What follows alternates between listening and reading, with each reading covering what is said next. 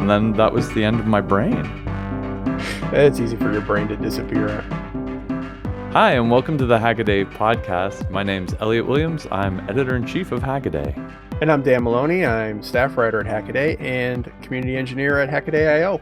This is episode 186. This week we'll be talking about weighing cats, slamming VU meters, slimmer skimmers, and clean air on the cheap.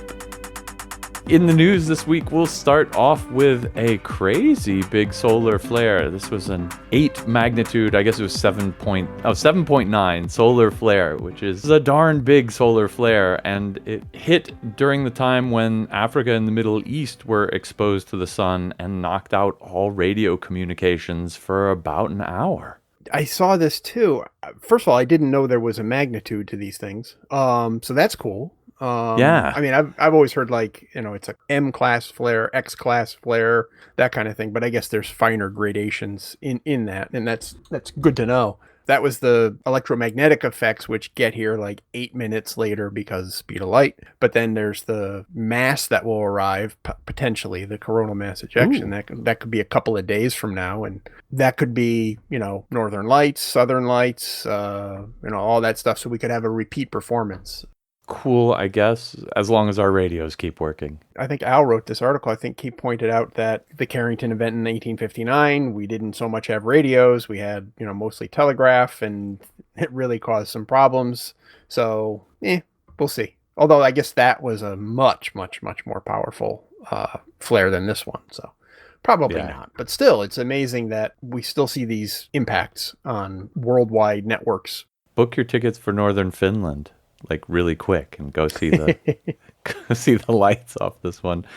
So does that mean you can't place cell phone calls for an hour? Does that mean you can't? I don't know. I mean, radio covers a lot of territory, right? Yeah, I'm thinking lower frequencies probably are going to be more affected than higher frequencies. Just at a guess. I mean, I'm no expert or anything, but it's always seemed to be that it was the radio waves that need to interact with the ionosphere in order to get their distance, high frequency, lower frequencies, that kind of stuff. Or the high frequency band, which is actually a pretty low frequency, paradoxically these enough. Days. Yeah. Modern art was in the 60s. Yeah. Yeah. But I don't know. I think something that would be catastrophic enough to knock out 900 megahertz, the high gigahertz range that we're talking about for cell phones would be pretty catastrophic. Yeah. Okay. Fair enough. But not unthinkable. And also news from up in space. The James Webb Space Telescope seems to have a glitch brewing that's not anything to do with the micrometeoroids that crashed into the mirror and rudely interrupted the perfection of their surfaces. This is more of a electromechanical problem. One of the instruments has a filter wheel, or actually I guess they're diffraction gratings that have to get rotated into the beam path, and one of those is apparently experiencing too much friction while it's turning. Huh. Which I guess they read by measuring the current of the motor that does the turning. And the system just says, nope, not going to do that. When we get something goes on, we want to be safe about it. The whole telescope didn't go into safe mode, but just this one instrument, or actually even just this one part of this one instrument, MIRI, the mid-infrared imager, that is shut down now until they figure out what this glitch is. So they can do all the other kind of imaging tricks, just not this one particular. Yeah, they've got six total imagers or sensors on the spacecraft. The other 5 are all fine, and then even part of MIRI is still working. So they're still collecting observations and doing all that stuff while they're troubleshooting this. But it just boggles my mind that when you think about, how many actuators and there must be on something like this spacecraft, and every single one of them, they've got to know what the current draw is on the motor that does this thing, whatever it is, motor solenoids, whatever they happen to be. They got to know that each one of those things is working within, a couple of milliamps, microamps maybe. So that means for every actuator, there's at least a sensor, and then there's probably like half a dozen sensors to make sure that it does the thing that it needs to do. And it's just... That's pretty cool, actually. It's got to be mind-bogglingly complex. So you're saying we can't just like send somebody up there with a can of WD-40 and they can be like, "Tsk, tsk," and everything will be good. Well, they should have sent a guy up there and just, he's like the lighthouse keeper. I wonder if it has something to do with I remember Brian did an article a long time ago about the fact that all these reaction wheels were failing in space, and it has to do with the fact that you're in a highly energetic environment in terms of radiation and all that stuff, and it causes problems with bearings and lubricants. And I wonder if it's something like that. Hope not, because that would probably be bad. But Keep an eye on it, and we'll let you know. you'll be the first to know if you're reading Hackaday. This is a journey into sound. What's that sound? What's that sound? And then it's time for What's That Sound? Last week was a sound week. Y'all sent in your guesses, and this week is the drawing of the winners. First, though, Dan, do you want to take a listen to it?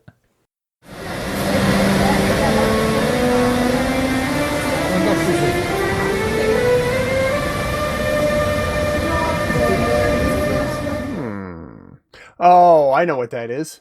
Yeah? I think I do. All right. Is it? Oh, damn it. No, you No? shouldn't say that. It's not. A number of our listeners actually guessed that, and I want to use it in a future week. So I might have to bleep you out, actually. Okay, bleep me. It won't be the first time I've been bleeped. Sorry about that. It's a great guess. This is one that I think only our European listeners and or hardcore train spotters will know. This is actually an electric train motor. It's a particular one. It's the Taurus. It's actually, I didn't know this when I picked it. It's a Siemens ES64U Taurus electric train locomotive motor. Funniest thing is my son and I were traveling by train a couple weeks back. I heard one of these for the first time leaving the station, and I'm like, what is that about? And so then it appeared on What's That Sound? So I went looking around all over the place for this, and the best I can figure is they've got brushless motors on the train, and I think the overhead rails are DC. So I think basically it's an inverter making humming noises as it ramps up.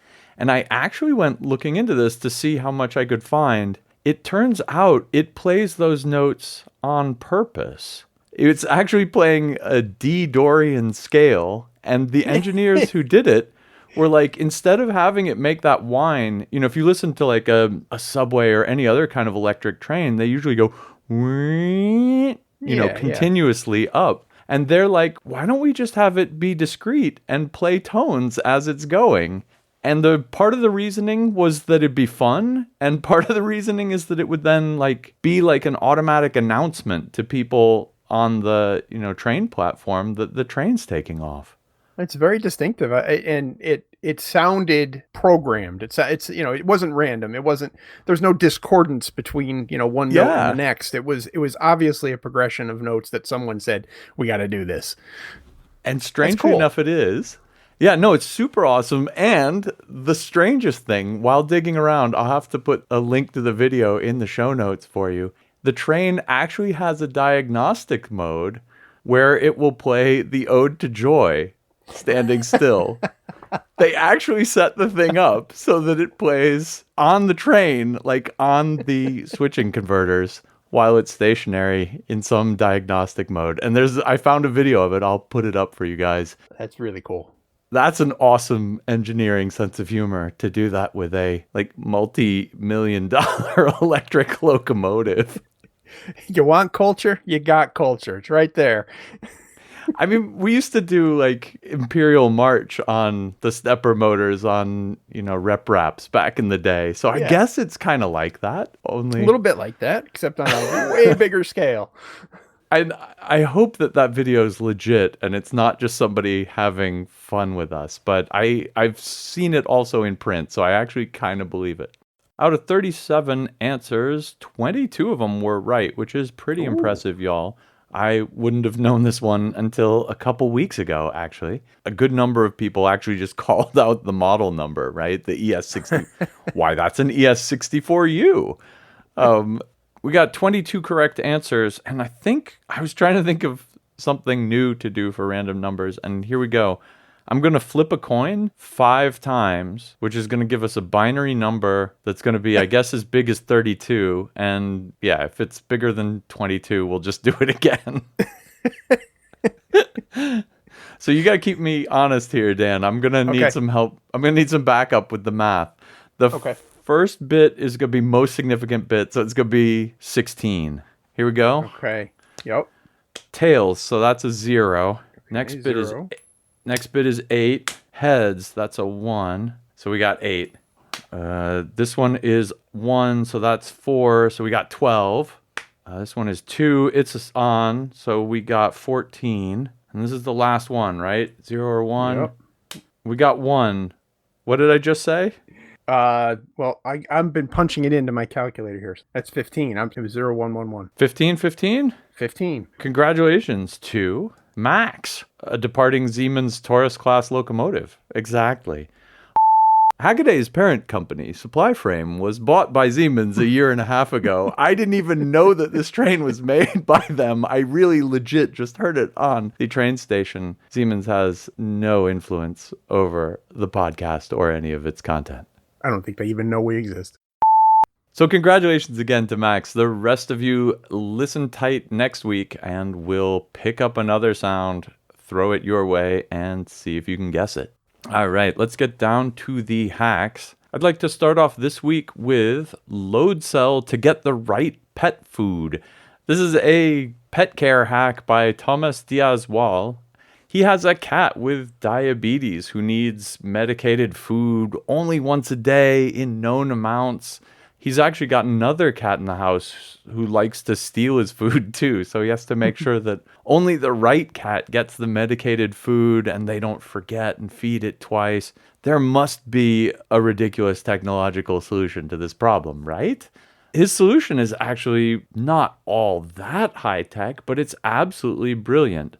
When you see these kind of cat hacks, a lot of times they try to put like an RFID collar on them. Those always fail because the cat never puts their head exactly where you think they're going to. We've seen some AI cat recognition hacks before. This one takes a much easier approach, which is to put down a big plywood plate on which the cat has to step to get its food, and then he weighs the cats, and his 2 different cats have a different enough weight that it knows only to flip up the door to let the cat eat when the right cat is stepped on there. And when, I guess, only the right cat. Imagine there were 2 of them. So it's a really cool application. It's got, a little bit of woodworking, a little bit of 3D printing. It's a neat mechanism to flap up and show you the cat food. The reason I picked this one is that I think load cells are actually really fun to play around with. And I've taken apart some scales recently, and they've all got those same little, I don't know what they are. You'll see them if you click through this hack, the little load cell with a ring around them kind of things. These are super easy to use for all sorts of projects out there, as long as you can talk to this crazy ADC chip that does the voltage sensing.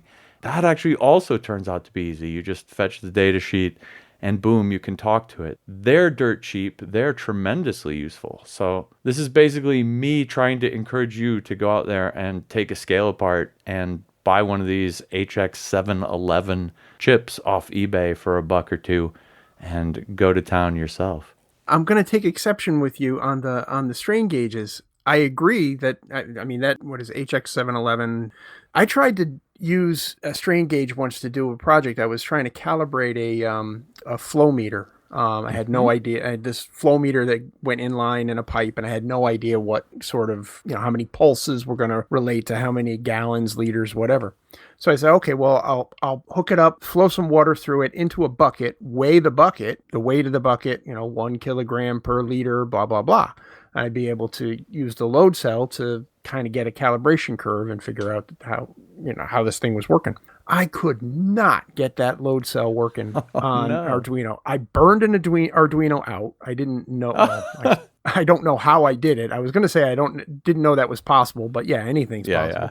Burned an Arduino out. That took me a while to figure out that I'd done that. And then getting numbers out of that thing, it just was killing me. And I finally just said, forget it. I'm just going to do this mechanically. When it gets to a certain amount of water in the pail, it'll touch a switch. And so I just did a little lever kind of thing, and it just did a Right. switch. And I just took that as an input to the Arduino and cut off the valve at that point, and or cut off the water flow at that point. And I don't know why I couldn't do it. Everybody else could do it. I couldn't do it. I couldn't get those damn things working. Well, I've used one fairly recently, actually totally out of context. It was for a vacuum pressure gauge. And there are these little, again, pretty cheap, like $1, $2 vacuum pressure sensors that also put out, plus or minus 30 millivolts signal. And these HX711s have a 24-bit ADC in them and a preamp that you can tune to kind of the right voltage range for it. And doing that made it super, super easy to do. And I'm looking at the data sheet now, and I tell you probably what your pitfall was. So Okay. it's got two lines. It's got a clock line and a data line. And the chip itself tells you when it's taken a reading by raising the data line. So normally the data idles low and you have to idle the clock low. When it raises the data line, then you can start clocking the clock line, and then it starts putting the data on the data line for you. And then when you're done, you have to drop the clock line again, and then it'll drop the data line and then raise it again when it's ready for the next reading. I wonder if I was just using a dodgy library, somebody's cut rate library or something like that. There's a little bit of a dance here, right? Like, you have to be listening to it and then clocking it and then, respecting its last of its 24 bits or whatever. Anyway, I didn't use the library. I just did it myself because, that's the way I am. I have a problem. Because I have a problem. I know I like to do this sort of thing. I really, literally enjoy it. And it was a pleasure to use. And so I've done both weighing things applications and this kind of weird sideways hack to use it for a pressure sensor. And it really does make me think that, where else can you get a fairly low noise 24-bit ADC that does super tiny little voltages, which is exactly what you need if you're doing like a Wheatstone bridge type thing and measuring small signals. Like, I don't know. These chips just seem amazing to me because they do something so incredibly difficult with such precision. And they're like, pick up a module on eBay for nothing. One thing that I noticed, though, from the picture, the cat's whiskers are touching the sides of this flap thing. And my wife just told me about a thing called whisker fatigue that cats get. Oh no.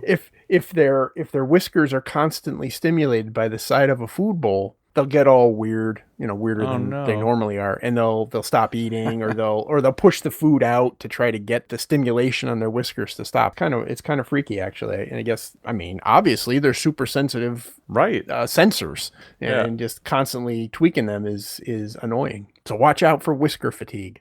Okay, my first pick is Mechanical Relay Percussion in a Eurorack format. This is by Giskies. This one's got both blinking and clicking, and then a whole lot more.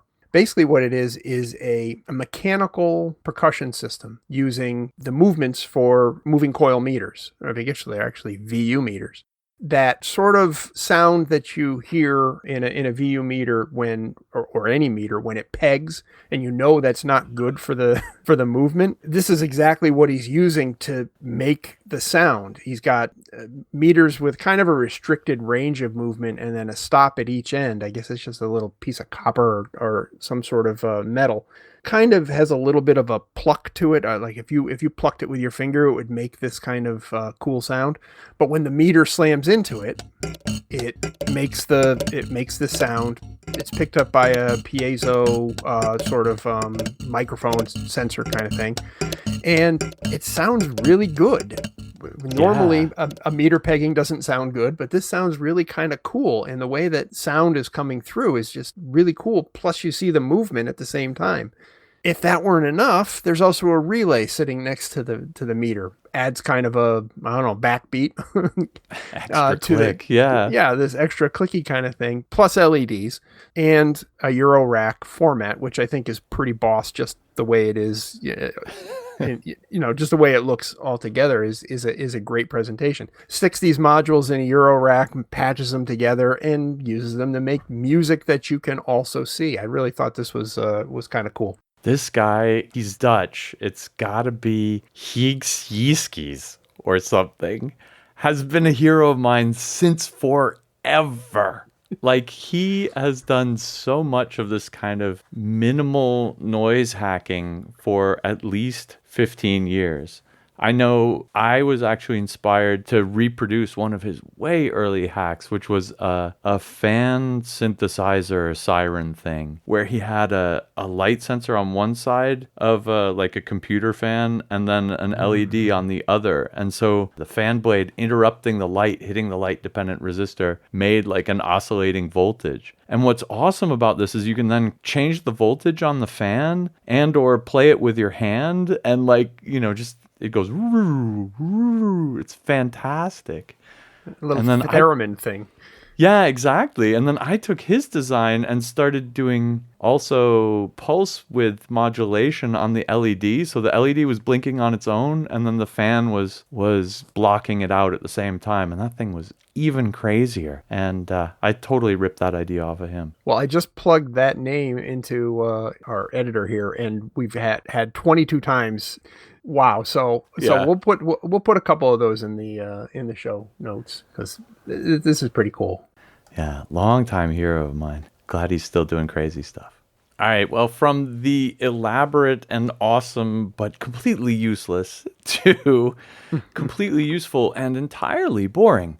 This is the story of open source, free as the air you breathe. This is the story of the Corsi Rosenthal box and actually a 15-year-old kid, Shivan Taneja, who was making them for his neighborhood and basically selling them at cost. So doing a good deed to help people who need to get their houses ventilated, maybe for COVID, maybe for anything else, with this new and interesting device. And I went to look up the Corsi Rosenthal box because I had no idea what that was. And it's basically a do-it-yourself ventilator that's made by going to the hardware store and buying 4 MERV13 filters. And these are kind of not the super, super tiny, poor HEPA filters, but just the kind of normal filters you might have on your house's heating. So the good news there is they're cheap. And then taping them up together to a box fan and sucking the air through them. The tremendous advantage here is not that this design is super revolutionary or crazy or interesting, but that Professor Corsi, who's Dean of Engineering at UC Davis, actually went and quantified how good this design was. It actually makes up for the fact that the filter is only like 80% efficient by just pumping so much more air through that it ends up being better at cleaning the air than more expensive HEPA filters.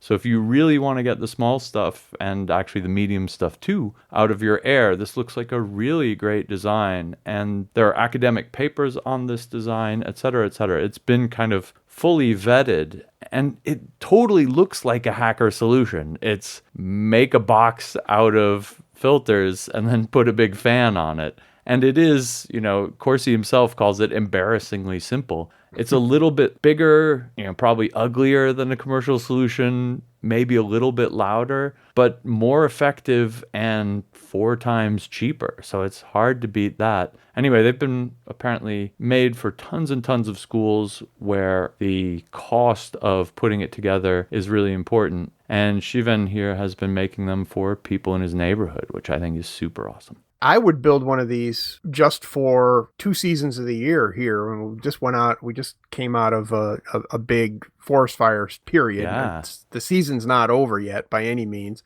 We don't have any smoke right now, but it got pretty thick here for a couple of days. And I would build this just to kind of filter the air in the house. The other time of year is when the trees aren't burning, they're pollinating. And we have these massive clouds of green, yellow pollen that just waft over the neighborhoods. And you just look at it and you're like, oh, this is going to hurt. And being able to just filter the air at home would be really nice. I guess I understand how the volume of air would make up for the fact that the MERV filters are not quite the same as the HEPA filters. which would be pretty expensive if I remember Yeah. correctly. HEPA filters aren't cheap. I guess these MERV filters are not that expensive because apparently this guy's got a living room full of them and fans, so he can put these things together for people. And those fans do move a tremendous amount of air. And those cheap little box fans, which tip over the second you turn them on because of the thrust. Yeah, exactly. They're super air movers. I've used them on a number of projects, and I've got one sitting in the garage now. So I'm thinking, I think I better order some filters for the next time we have a fire. You really have to see the design here. The design here takes advantage of the fact that some of these filters are approximately the same size as the edges of a box fan, right? So you really are just taping this whole thing together, making sure it's airtight, and firing the fan on. It's a tremendously simple design. It's kudos to the people who've done the documentation work, showing that it works as well as it does. There's no commercial interest behind this, right? Like, this is just, we're going to try to make people less sick. It's a beautiful motivation to do some simple open source science like this, and so I'm all for it. Okay, my next pick is making variable capacitors by stretching aluminum cans. This is from North Carolina Prepper. This kind of ties into some of those hacking when it counts stories that I've done in the past, where things where like prisoners of war are using what they have available to make radios. And I've always kind of had this, this nightmare that I'd be in kind of that situation, and people would be able to say, oh, isn't he the guy who wrote for Hackaday? He probably knows how to make a radio. And I'd be like, sure, I know how to make a radio.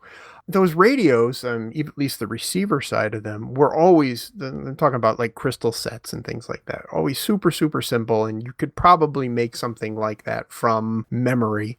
Making the coils, no problem, as long as you've got some wire and something to wind it on. The detectors, part of it, there's been a lot of that stuff done before. Razor blades and a pencil. If you could find the right kind of minerals lying around, you could probably make a detector. So that stuff's kind of easy, but the capacitors to me were always kind of a tough spot, especially variable capacitors. This kind of solves that problem by using two regular soda cans, lop the end off of both of the soda cans, take one and increases diameter using a muffler expander, which is a pretty common tool for people doing exhaust work with a rusty pipe that's just a little bit too tight. You can put this thing in there, use a screw to crank it down. It expands equally in all directions and will stretch out the pipe a little bit. Now, that's a pretty powerful tool because it's made for steel pipe. This is an aluminum can, which technically is an aluminum pipe, but I mean, it's wafer thin.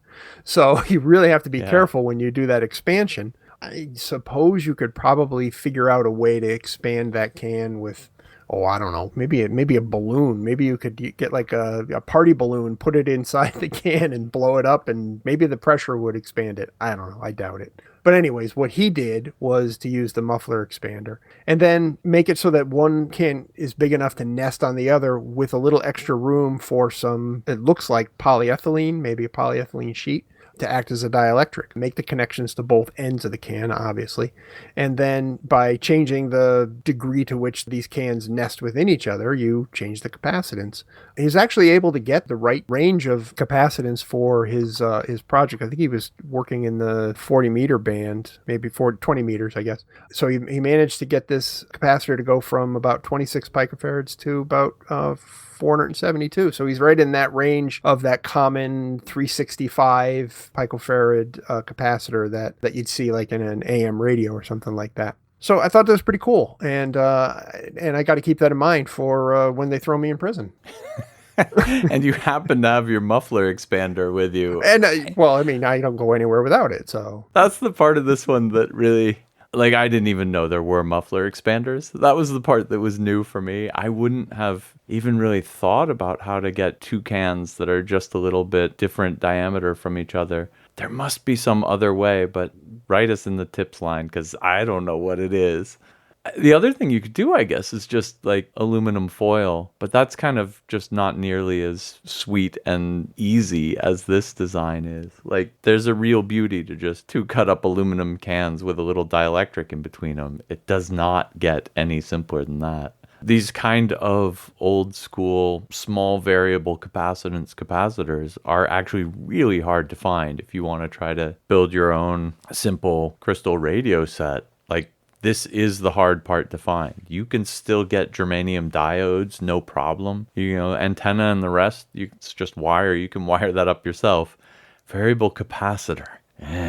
Tough Tricky. one, yeah. I kind of like that he left the tops of the cans on instead of cutting off the bottoms so that he'd have an easy place to put the alligator clips to make this connection here. You just put them on the pop tops. All right, my next hack is keyboard shortcuts at the touch of a planetary cube. This is the story of Cube Touch by Note Ovides. This is a sweet little PCB art project, and that's why I really liked it. I guess it's also a capacitive touch sensor cube that you can press any of its different sides and it'll send over USB a keystroke to your computer. But that's just a matter of software. I really dig the hardware here. And particularly, it's got a bunch of planets that are illuminated from the inside out through the FR4 and through the solder mask and through the copper layer. And using all of these together makes kind of that nice multicolor picture. And these just look absolutely fantastic. And then the other neat PCB fabrication thing I learned from these is the way he puts the cube together. So they're all different squares and they have little tabs on the edge of them. Some of the tabs overlap and then some of them, I guess, have, instead of tabs, they have kind of indentations. And when you put these two pieces of FR4 together, the long tab fits into the short slot and it makes kind of, I mean, it's almost like finger joints. If you were doing carpentry, except this is, you know, the FR4 PCB version of that. And then on the inside of both of these little joint parts, there's a solder pad for solder welding the two parts together. And what this does is it gives you perfect alignment on the cube and makes it a lot easier to fit together. And it also makes the corners line up exactly flush with each other. It's just a really beautiful method of improving on the kind of FR4 as case idea. And I saw that here and it is really nicely done. And I guess the pièce de résistance here is it is a full cube, which means you have to solder that sixth side on at some point in time. How do you heat the inside of the solder joint where the two 90-degree angles come together? And the answer is he's actually got little holes drilled in there so that you can stick the soldering iron through, feed the solder through the hole, kind of like, I don't know, we've seen the trick where you want to heat the central pad of a chip up through the bottom by like drilling a hole in the bottom side of the PCB.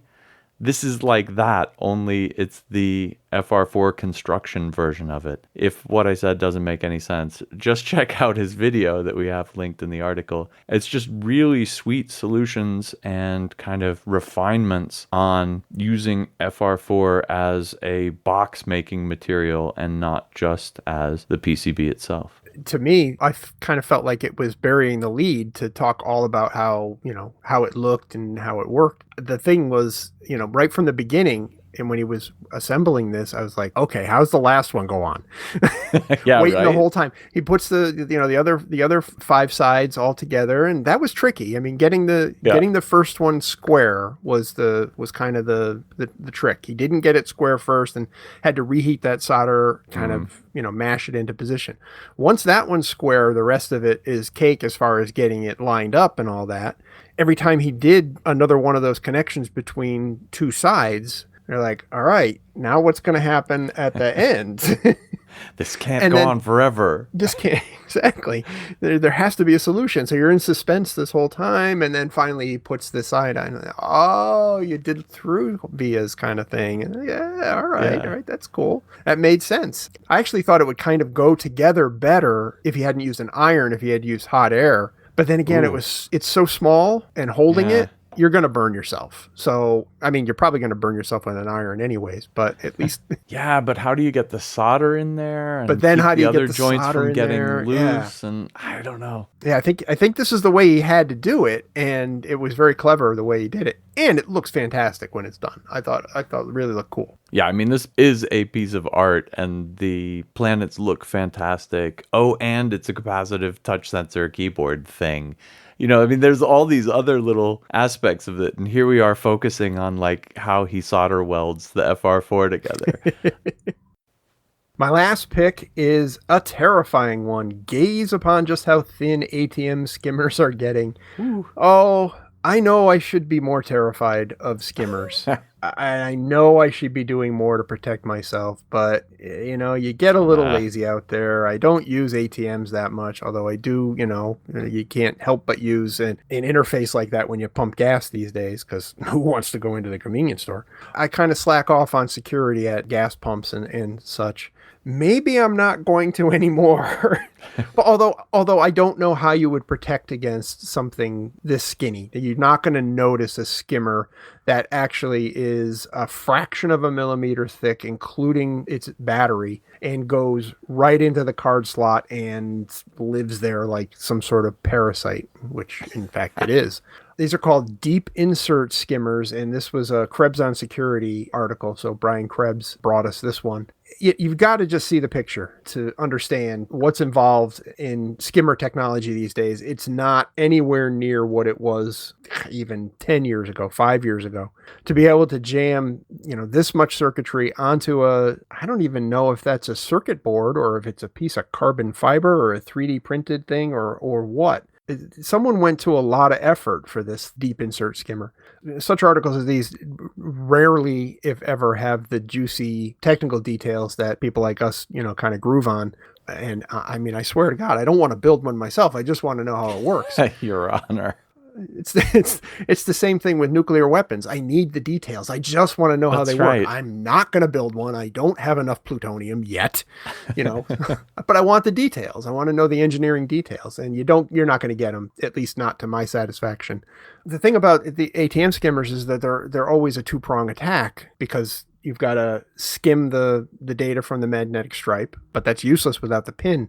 The pin is just sort of an old school, you know, over the shoulder sort of shoulder surfing, they used to call it, right? But an electronic version of shoulder surfing. And even that has gotten terrifyingly compact and undetectable. The skimmers, the people skimmers, were able to install the criminals, let's call them what they are, the criminals, Yeah, right. were able to install a fake side panel on the ATM, complete with the label that's normally there to tell you that abandon hope if you actually use this ATM. It's got like a micro dot camera installed in the side of it to look at the keypad while you're happily punching in your pin. But therein lies the key to avoiding this, whether your card is skimmed or not. If you just put your hand in front of the keypad while you type in your pin, that's it. It's done. They're going to move on to the next one where somebody wasn't smart enough to obscure the keypad. So, I mean, it's an easy exploit to de-exploit if you choose to, but the technology isn't that complicated. It's just that the engineering of it and the slimming down of it and the stealthiness, it's one of those things, like if you feel like, you know, if you put this much effort into life instead of criminality, you might get somewhere. Yeah, they're beautiful pieces of work. It's shocking to me that these ATMs are still only using the magnetic stripe part, but I guess a lot of ATMs are fairly old and a lot of ATMs are really old, and they will probably be using magnetic stripes forever and ever, even while like checkout at a supermarket or whatever uses the little smart chip in there. I go through ATM cards like nobody's business because I don't know what it is. Several weeks after I get a brand new card, it'll already be giving me errors. I don't know if I've got something magnetic in my wallet that's deprograms the stripes or something. Exactly. I don't know. So I always had problems with the magnetic stripes. I also have problems with the chips. A lot of times it'll put it in, say, bad read on the chip. But I found the trick on that, especially when it's one with that only half of the card goes into the chip reader. If you press down and bend the card on the, on the outside, that kind of pushes the chip up into the contacts inside the card reader, and get a card read every time on those. So far, so good anyways on that. So a little trick, a little bonus added tip for you there. Life hack. From the podcast. Life hack. Yeah, exactly. You don't just pull it out and blow on it and then put it back in? Well, yeah, there's that. And, rub it on a plastic bag, or put it on, rub it on your pants or something while you're thinking, geez, do I have money in the account? Oh, there's people in line behind me. But yeah, this is terrifying that this level of financial destruction could fall upon you, and it comes down to a skimmer that you couldn't even possibly detect. Although I kind of agree with the article that got linked in here, which was an article that Tom Nardi wrote a few years ago when he thought he found a skimmer, but it was actually some janky 3D printed card acceptor that the owner of the cash machine had put on themselves. I totally agree with Tom's feeling here that, like, I would be so stoked if I saw a skimmer in real life. I would be like, I would take it home with me, yes, and I just won the lottery. I actually found a skimmer. I would be so stoked. Brian Krebs says here that there are so few skimmers out there, you probably have a better chance of getting physically mugged after withdrawing cash than you do encountering a skimmer in real life. And that doesn't appeal to the Hackaday side of me. I don't want to get mugged at all, but like, that's not even cool. But finding a skimmer would be awesome. Yeah, as far as finding one of these things in the wild, yeah, you're right. I would definitely take it home. There's a certain class of things that if you find in the wild, it's coming home with me, and I don't care. If a satellite falls on my house, it's mine. Yep, I don't care. I don't care whose it was. It's mine. I'm taking that thing apart. Yep. If I find a skimmer, yeah, it's coming home. A radio sonde, if I go out in the exactly things like that, all of that coming home with me. Sorry, you can write all the letters you want and give me the court orders, whatever. Fine, I don't care. It's coming home. I have to know. You could probably call up the police tomorrow after you've had a good look at it and let them know you found it, and then you'd be on the right side of the law and you'd get to take it apart. There you go. This is not legal advice. You get what you deserve if you listen to me.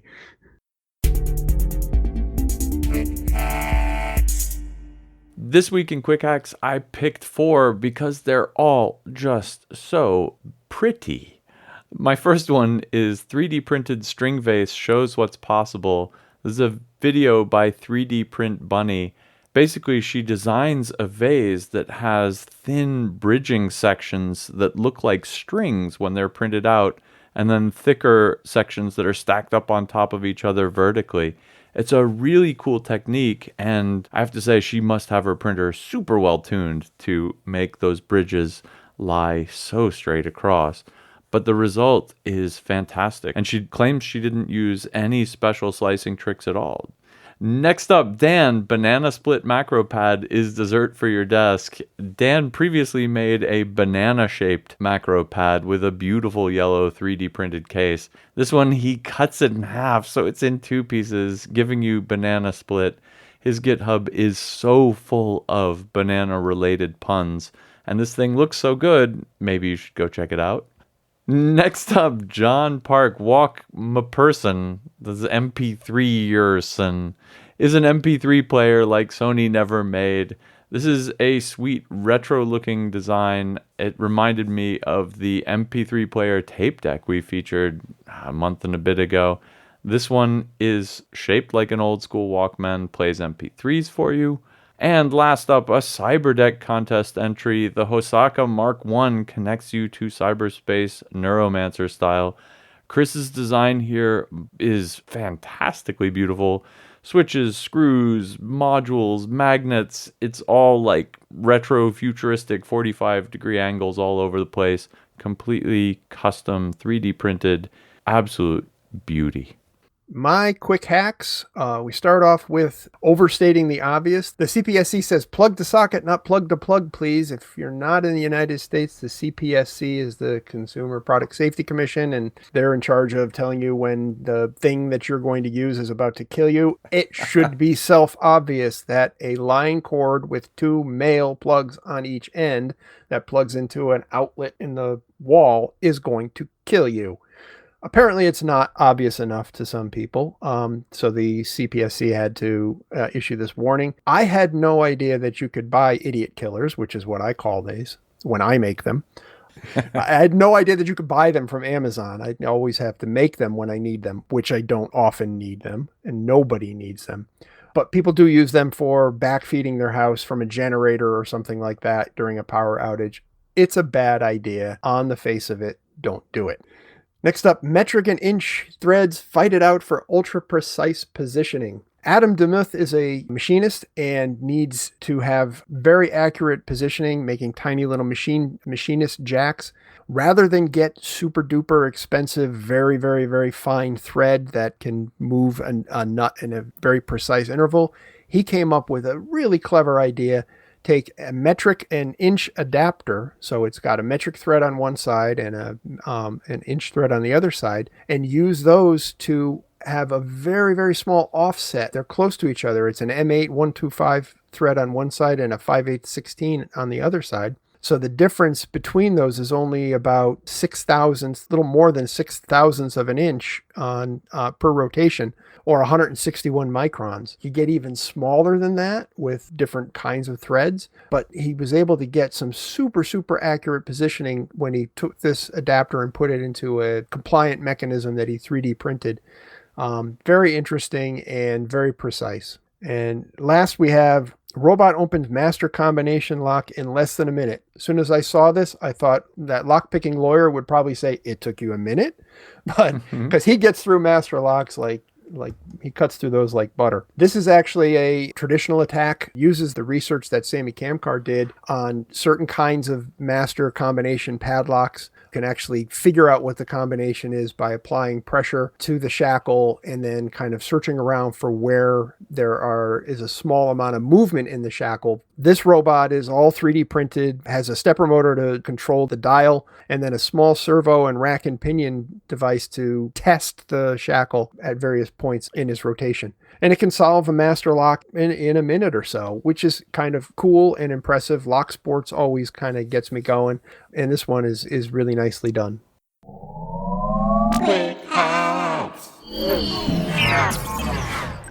All right, that brings us to our Can't Miss articles. These are long-form original content pieces written by our fantastic Haggaday writing crew. This week I'd like to pick Maya Posh's The Long Tale of War, Finding Unexploded Ordnance Before It Finds Us.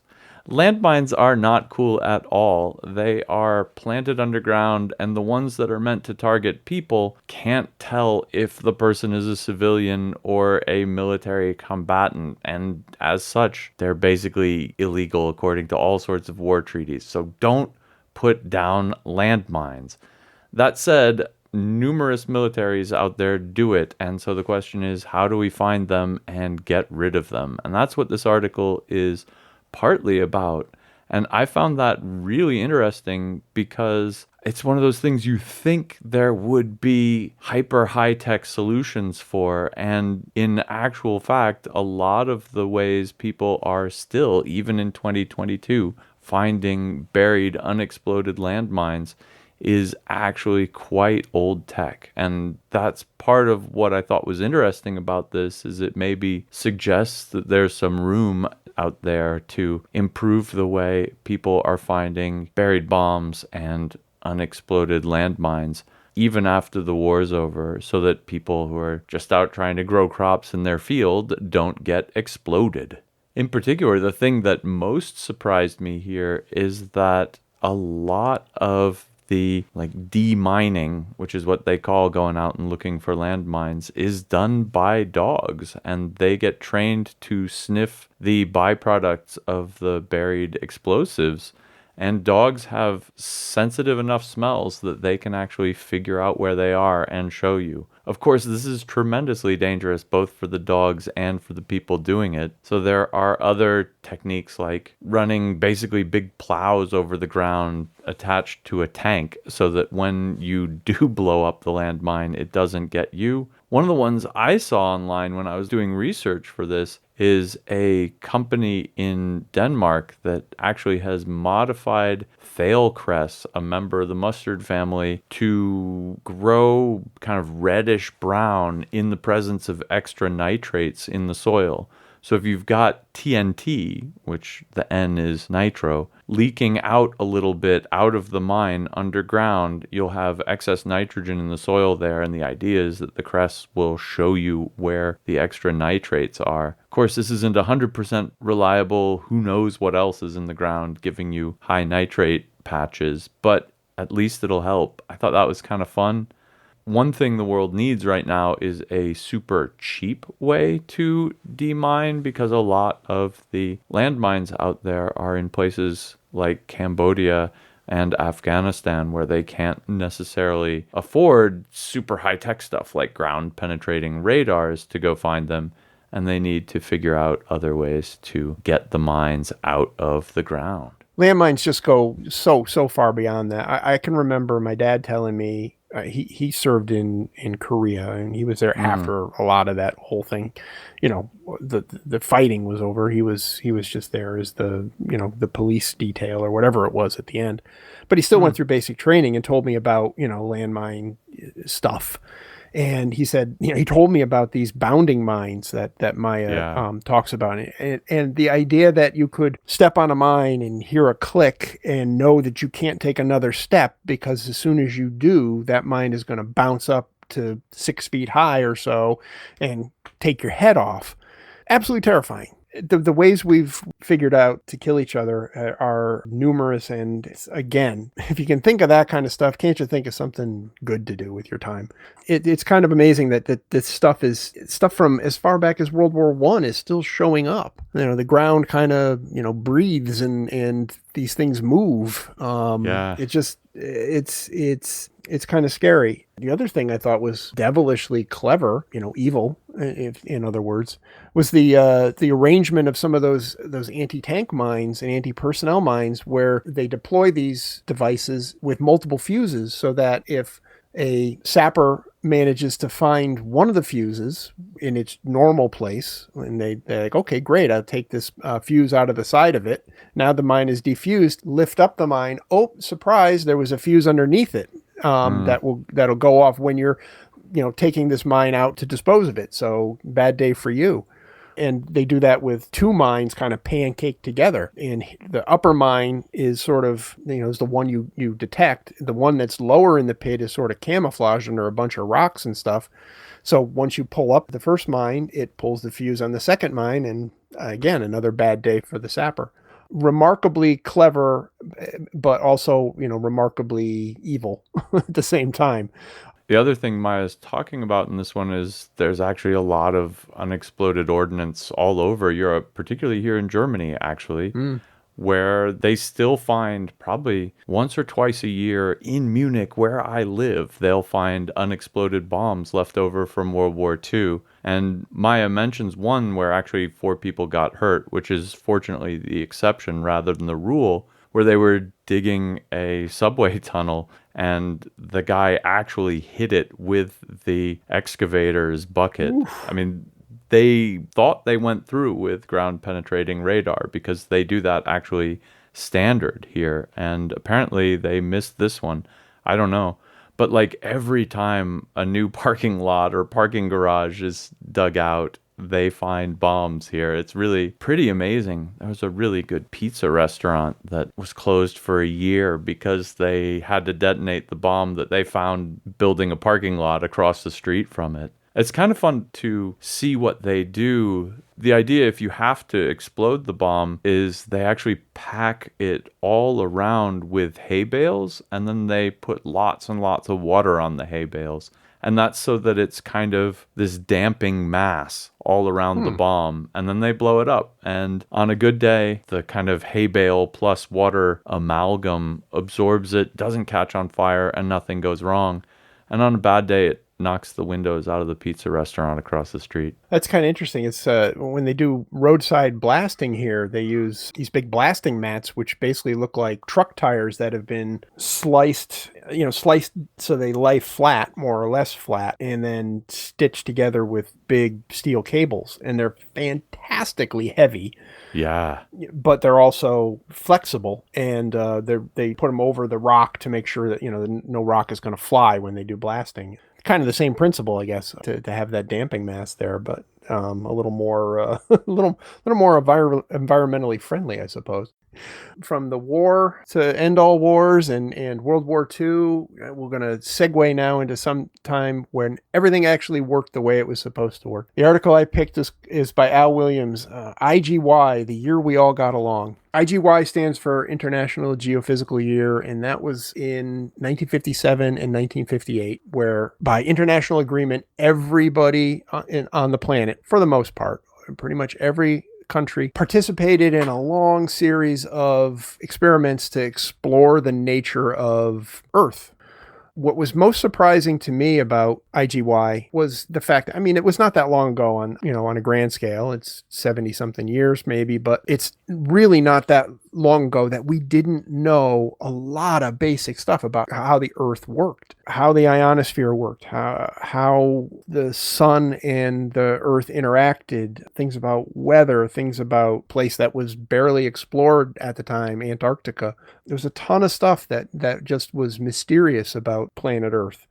The International Geophysical Year was an effort to sort of push back that curtain of darkness and kind of figure out how everything works. This was kind of the long tail of the IGY, because you go through science, the sort of mid-century science, the history of the things that were done, and the International Geophysical Year comes up again and again and again. A lot of major discoveries were made because of the experiments that were done and the projects that were undertaken during the IGY. And Al does a pretty good job of listing them all and talking about their impact. Right off the top of your head, you've got to come up with Sputnik, because the Soviets at the time had announced that they were going to participate in IGY and did an announcement that said, well, we're going to put an artificial satellite sometime during the International Geophysical Year. Of course, they didn't give any details of it. In October 4th of 1957, which I think was even just a little bit before the official start of the IGY, they put up Sputnik 1 and changed the world, started the space race. The United States had plans to put up a satellite and potentially could have put it up before the Soviets did, but President Eisenhower had decided he didn't want it associated with a military rocket, wanted to do it on a completely civilian satellite. So the satellite had to wait until it had a ride available, and eventually we got one up there that didn't blow up on the pad, which was happening with alarming frequency back then. But anyways, aside from that, there were experiments, like I said, in Antarctica and all over the globe. 60 something countries, I think, were participating at the time. The Van Allen radiation belts were discovered because of International Geophysical Year, which is ironic because the whole idea for the project started with a 1950-something-ish meeting in James Van Allen's living room, where he said it would be a great idea to have something similar to the International Polar Exploration expeditions in, 1882 and 1932, I think, something like that had explored the polar regions and brought back a lot of information. The thing that was most interesting to me here was the effort or the forethought that was put into data collection and data availability on this one.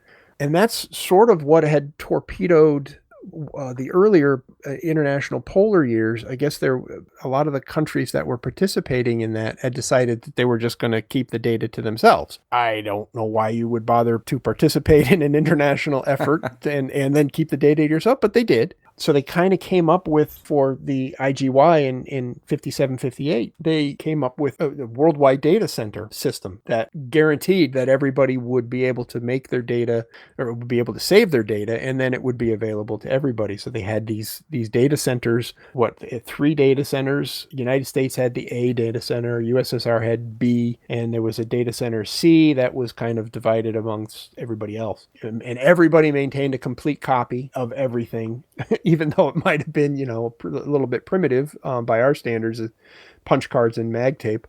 But it was cutting edge, state of the art in the late 50s, and kind of set the stage for a lot of the structures of data sharing that we enjoy today, and kind of also lit the way for all these countries' individual scientific explorations that they were going to start making as a result of the space race and as a result of what they learned in IGY. So, when you do something like that, when you see these kind of projects, you think, okay, we're going to need a deep space network to talk to satellites. We're going to need ways to curate this data and make sense of it. It was an interesting foresight into what was going to be needed to move massive amounts of scientific data around as efficiently as possible. And the need for that was going to arise in the near future. I think that was kind of the brainiest part of this whole thing. The individual scientific results, extremely important. The discovery of the Van Allen belts alone and the ability to put satellites in orbit were the two things that really stand out as the major accomplishments of IGY. But this framework that it kind of established, I think, was also the really important aspect of it. That wraps it up for this week's Hackaday podcast. Thanks for listening. Head on over to hackaday.com/podcast for all the links and to discuss this show in the comments. If you see anything cool or do anything cool, shoot us a line, tips@hackaday.com. And until next week, keep on hacking. Slimmer sim, slimmer skimmer, slimmer skimmer, slimmer skimmer, skimmer skimmer. See, I couldn't do it that first time. Anyway, I watched tons of hip replacements. Because I'm feeling snazzy. Rewind. Go back and say finger joints or box joints, Elliot. Okay, I will do. Okie dokie. I got through quick hacks relatively unscathed. But first you gotta say, keep on hacking. Under penalty of death.